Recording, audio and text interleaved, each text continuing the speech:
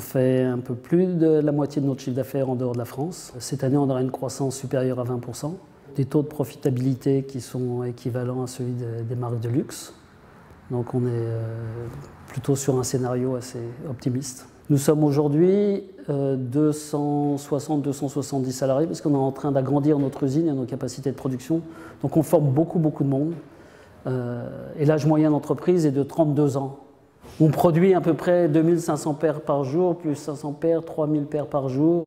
L'entreprise ne pouvait pas se développer en restant une marque basée sur le territoire français, ni sans changer le positionnement de la marque. Tout ça, ça ne marchait pas et ça avait perdu beaucoup d'argent les années précédentes. Donc je voulais faire une marque mondiale qui développe des produits exclusifs. Les stylistes, entre autres, connaissent la règle. Je veux aucune copie, je préfère développer des produits qui ne se vendent pas que de copier. C'était une règle absolument nécessaire. Et Repetto, avant tout, est une marque de chaussons de danse. Et ce que je voulais absolument, c'est qu'on ait la Rolls-Royce du chausson de danse. Quand les femmes pensent à le meilleur chausson de danse qui puisse exister, il faut que le premier nom qui vienne à l'esprit, ce soit Repetto. Et en partant de ce positionnement dans la danse, c'était positionner la marque dans l'univers de luxe. Ben, il y a un grand nom de la chaussure mondiale qui marche très bien, qui vient de copier nos présentations de nos produits dans les boutiques, donc je suis ravi de ceci. Il y a 15 jours, nous avons inauguré à Londres chez Selfridges le plus bel espace de chaussures au monde et nous étions 9 marques à être considérées comme les marques de luxe. On avait droit à notre boutique avec notre décorum et Repetto faisait partie de ces 8 marques-là. Lorsque Repetto a construit sa première ballerine qui avait été créée pour Brigitte Bardot, Repetto ne savait pas faire du tout d'articles chaussons en dehors des chaussons de danse. Donc, tous nos produits sont fabriqués comme on fabrique des chaussons de danse. C'est-à-dire que nos produits sont fabriqués comme un gant, comme du textile, fabriqué à l'envers. Il est cousu, la semelle se trouve à l'intérieur de la chaussure. La semelle est cousue à la tige. Une fois qu'elle est cousue, elle est retournée.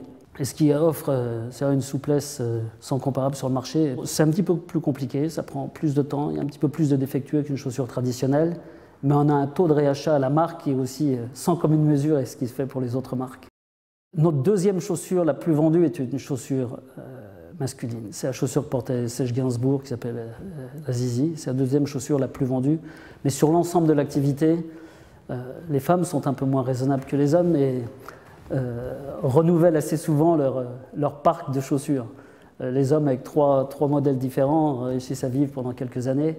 Le chausson masculin représente environ 10% de notre chiffre d'affaires. La première, c'est que j'étais là très tôt le matin et très tard le soir, que j'expliquais à tout le monde ce que je venais faire, que j'ai essayé de faire en sorte que tous les actes qui étaient mis en place dans l'entreprise, tous s'inscrivaient dans le cadre de la mission de la marque qui avait été définie avant que j'arrive ici. Je crois que la première chose, lorsqu'on veut reprendre une entreprise en difficulté, il faut avoir beaucoup d'inconscience, et puis avoir un projet et mettre en place les plans d'action. Je veux dire sans état d'âme, mais il faut mettre en place les plans d'action nécessaires pour remettre l'entreprise sur les rails. Les grandes étapes qui ont suivi ma prise, la première chose de tout, c'est qu'une fois que j'avais fixé l'objectif, ce que je voulais faire avec l'entreprise, j'ai fait un rétro-planning pour mettre tout ce qui était nécessaire à mettre en place pour que l'entreprise se développe. Et malheureusement, tout ce qui ne correspondait pas à cette démarche, j'ai dû élaguer quelque peu. Il y a eu des emplois de supprimés d'entreprise, des lignes de produits, des réseaux de distribution que j'ai supprimés parce qu'ils ne correspondaient pas du tout à la stratégie. Donc on s'est recentré autour du cœur, du métier de l'entreprise. Le premier soir, je suis allé voir un fonds qui m'a dit que non, le projet ne les intéressait pas, l'entreprise était catastrophique, ils ne connaissaient pas le nom, c'était pas bien. Donc je suis rentré chez moi le soir, pas très optimiste. Le lendemain matin, à 9 h, ils m'ont rappelé en me disant qu'ils souhaitaient absolument me revoir. Et le seul changement qu'il y a eu, c'est que le soir, ils ont parlé avec leurs épouses. La situation du recrutement est assez simple.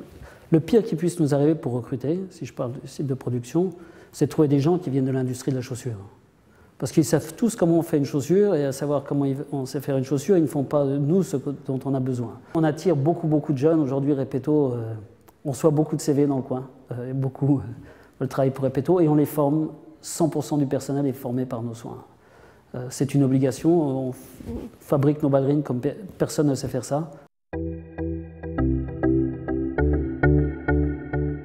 Lorsqu'on recrute du personnel en entreprise, avant que les gens viennent chez nous, on leur explique ce qu'on fait avec la marque. C'est quelque chose d'essentiel qu'elle comprenne pourquoi elle rentre dans l'entreprise. Elle ne vient pas vivre son projet dans l'entreprise, elle vient vivre avec nous le projet de l'entreprise, mais c'est quelque chose qui est important. 2 fois par an, je réunis tout le personnel, donc une partie avec les gens de Paris et de l'export, d'autres réunions à l'usine 2 fois par an. Et en gros, depuis 11 ans, 2 fois par an, je répète la même chose. Je explique à tout le monde ce qu'on veut faire, pourquoi on veut le faire, l'importance des clients, l'importance de la qualité, du service, de toutes ces choses-là. C'est le même discours qui revient en permanence, parce que c'est important que chaque personnel de l'entreprise comprenne ce qu'on est en train de faire. Si je crois et si je vois les résultats de l'entreprise, je pense qu'ils se sont bien appropriés le discours. Cette entreprise a eu, avant mon arrivée, différents dirigeants. Et lorsque je suis venu, ce qui se murmurait un petit peu partout, c'est que c'était un plus qui passait et puis qui fera comme les autres, il partira. Donc de réussir à faire comprendre au personnel qu'il y avait un vrai projet, que j'étais déterminé à aller au bout des choses, je crois que c'était la chose qui a pris le plus de temps, la partie la plus difficile pour l'entreprise. Lorsque je suis arrivé chez Repetto, j'avais réuni tout le personnel pour expliquer mes plans, donc tout le monde était là, c'était sur les heures de travail.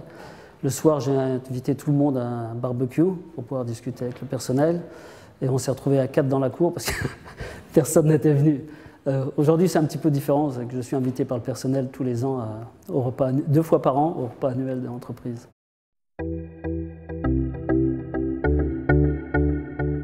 C'est un petit peu l'océan, vous savez, l'océan, quand il y a marée qui monte, vous ne pouvez rien faire pour l'arrêter. Internet, c'est la même chose, donc il vaut mieux essayer de faire en sorte qu'on soit à l'écoute. On a une chance inouïe, on peut être en contact direct avec les consommateurs.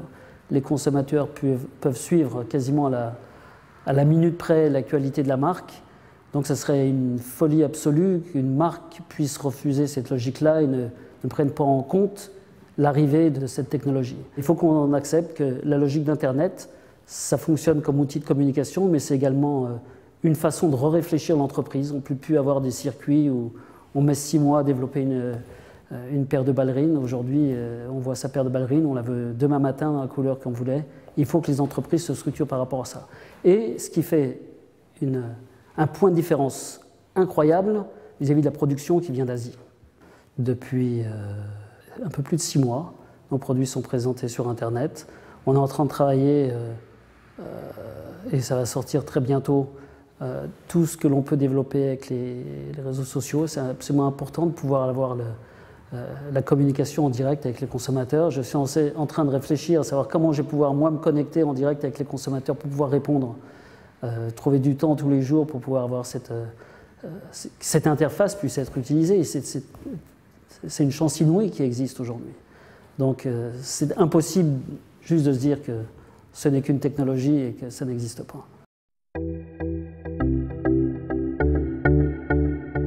J'ai créé la fondation Repetto en 2007, à l'occasion des 60 ans de la marque Repetto. La raison pour laquelle j'ai créé cette fondation, c'est qu'une entreprise a une responsabilité économique, si on veut assurer la pérennité des emplois dans l'entreprise, entre autres, et de s'assurer que les partenaires financiers continuent de nous accompagner. Ensuite, nous avons une responsabilité sociale vis-à-vis du personnel qui travaille pour l'entreprise.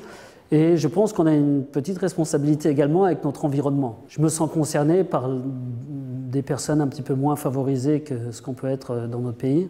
Donc on a décidé de créer la fondation Danse pour la vie, où l'on aide avec des dons de matériel, des écoles de danse dans le monde, où on demande que 3 choses, ce soit des écoles qui existent depuis quelque temps, qui enseignent vraiment la discipline de la danse pour que les enfants apprennent le goût de l'effort et des résultats, et ensuite que les enfants aillent à l'école.